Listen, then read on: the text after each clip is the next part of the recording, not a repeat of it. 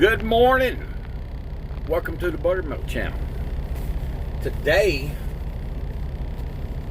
topic is going to be, are dispatching services a scam? Well, I've heard some recent things come up about dispatch services need to be regulated. And I think it's trying to get the heat off of some of y'all brokers, should I say. Well, I worked for a dispatch service for a period of time,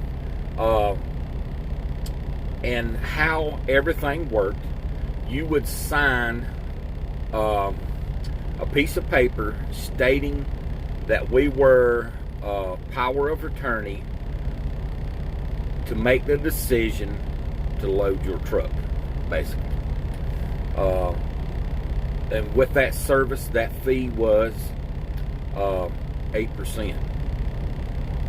8% of that fee covered us finding the load. We could do your paperwork to your factoring company. If you needed fuel discounts looked up, we could do that. If you needed medical attention, we could help you get into a medic clinic or whatever. We'd look for that. Truck repair. Now, the dispatch service I worked for was Hot Shots, and mostly everything that I owned and I worked with were the 3500 or the 350s, Ford, Chevrolet, Dodge, anywhere from 35-foot trailers to 40-foot trailers. Haul it anywhere from 10,000 pounds to 15,000, maybe 20, depending on your trailer and everything. Well, I am back. Something interrupted the service. It might have been my phone, should I say. We were getting ready to talk about what a couple of people have talked about. Brokers should be regulated and have to sign a bond, same thing as brokers, which under the verbiage, a lot of people think that dispatch services are brokers through the verbiage, whatever that means. I was just trying to, whatever they figured out. One thing that dispatch service also does, like if you were hauling and you need to qualify for permits, one of the supervisors was qualified to help drivers with that.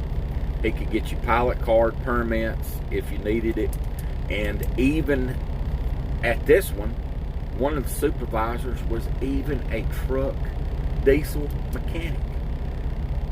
They swapped out rear ends like a week before I went down to do my initial training. A week at the man's house about a week ago, swapped rear ends out, pulled the whole thing apart, put it back together for the man. But I don't think dispatching services are a scam. They may be some rotten ones out there, of course. So number one thing is educate yourself. Ask people who have been using the services. Let you talk with some customers. Sometimes they do have reviews and stuff you can look up.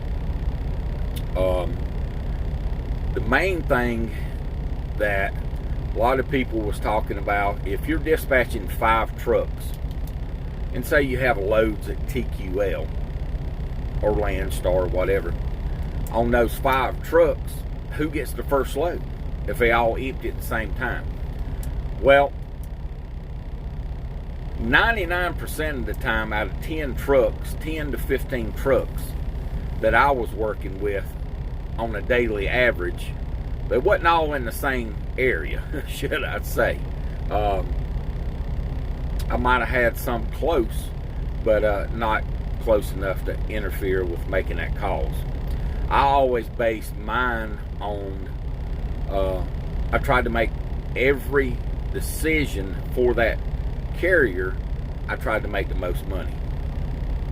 Because when you're paid on a commission base, the more money you make, the more you make.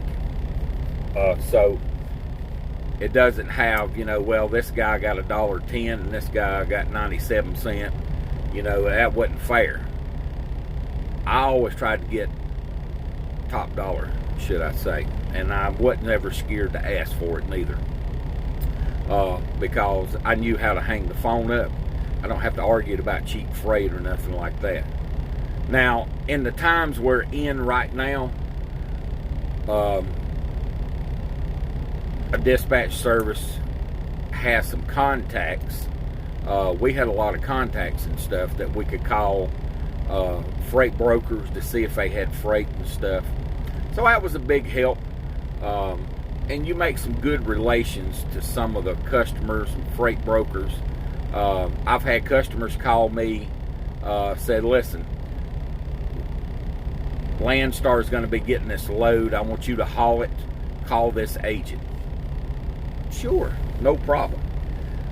But I don't think dispatch services are a scam. I don't think they ought to be regulated because it's a paid service. And the one I worked for, we helped, was pro drivers everywhere. I mean, we did factoring. We could send you factoring in. And see, that's one thing about a dispatch service that you don't have to do, is we had to check all of our customers against that. I call it check the bank. And you have to put in their brokerage number, and it either say yay or nay. Then we'd have to get a copy of it if it said yes and staple it to our rate sheet. That way, if they factored, we'd say, hey, y'all got to pay because y'all checked it off.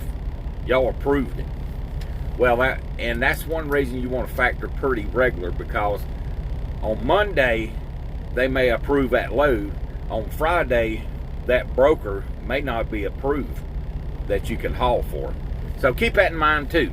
So don't sit on your bills. Do factor often if you're out there. A little short thing. But that's all I got to say. I'm over my 5-minute limit. Everybody have a good day. If you have any questions, feel free to contact me at buttermilk1972@gmail.com. And I got my red shirt on. I just found it. Somehow it hadn't made it back through the wash yet. So I'll be red all day. All right. Everybody be good. We'll talk to you later.